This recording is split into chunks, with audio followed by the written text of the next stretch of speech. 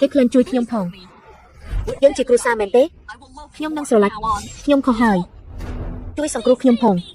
ខ្ញុំជាបងស្រីរបស់ឯ ខ្ញុំ ង ជាបងស្រីរបស់ឯងជួយខ្ញុំផង ក្នុងជីវិតមុនពួកគេបានបោះបង់ខ្ញុំចោលដើម្បីកូនចិញ្ចឹមរបស់ពួកគេបានរុញខ្ញុំចូលក្នុងជីវិតនេះខ្ញុំបានចាក់ចេញពីគ្រួសារហើយទុកឲ្យពួកគេរស់នៅដោយខ្លួនឯង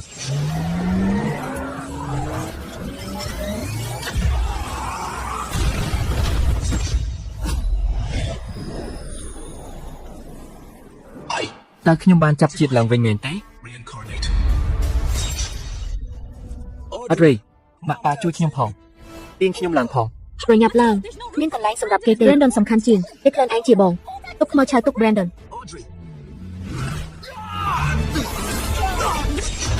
ម៉ាក់កុំខ្វល់អី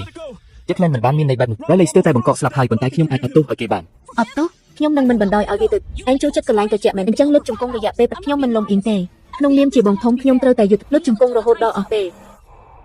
ហ៎ឯងយុទ្ធធម៌មែនទេឈប់ទៅ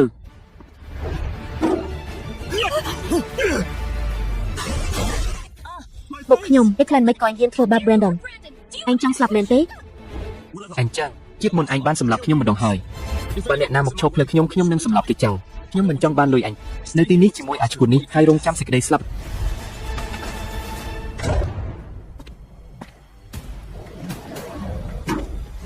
System, I need you. បំផាន់ខ្លាំងត្រូវបានរកឃើញសិប្រព័ន្ធទៅពីរឹកឯណានេះត្រូវបានដំណើរការជាផ្លូវការហើយ